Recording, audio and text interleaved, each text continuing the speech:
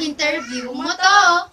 So our topic is all about superstitious beliefs about mural. We Filipino have deep culture, especially Filipinos living in province here in our country.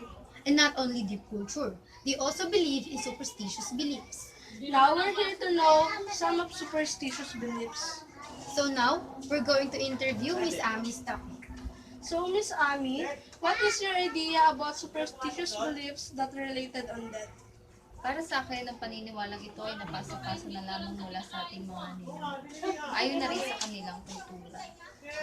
Nagsimula sa ating mga ninuno hanggang napunta sa ating mga lola't lola, magulang at hanggang sa atin ngayon, sa panahon natin ngayon, na sa tingin ko ay patuloy pa rin nating paniniwalaan. Okay. So,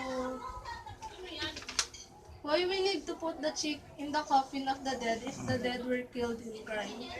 Madalas ang isang pangkaraniwang na namatay, nilalagyan ng sisiw yung ibabaw ng kawaon nila dahil ang hanap ng pamilya ay sinisigaw nila yung hustisya. Dahil yung namatay siguro wala hindi pa nahuli yung may sala o kaya krimen yung nagawa. Is it right to wear red shirt on mural? Siyempre hindi. Kapag ang isang tao ay nagpunta sa nakilamay sa patay, nagsuot siya ng pulang damit, ang tingin doon ng mga namatayan ay isang kabastusan o isang masama dahil ang pula ay simbolo ng kasiyahan. Isipin nila na pinagdiriwang mo pa, ikasaya-saya to sa'yo, namatayan sila. Okay.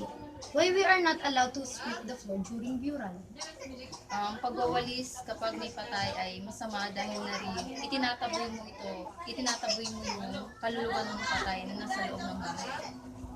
While the wake was held in a household, he or she need to cover all the mirrors with cloth. Tinatakpan yung mga salamin na kaya mga bintana dahil iniisip nila na magpapakita dun yung patay. Kahit na rin yung mga simpleng salamin lang, bawal tayo tumingin dun dahil iisipin nila na magpapakita yung patay dun. Hey, why we need to avoid bringing home the food served in a mural?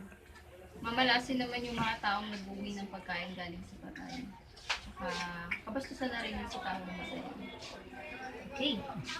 So, we learned a lot today. So thank you, Miss Ami Stokke, for spending your time with us. Hope you enjoy and thank you for watching. This This is is Interview mo to!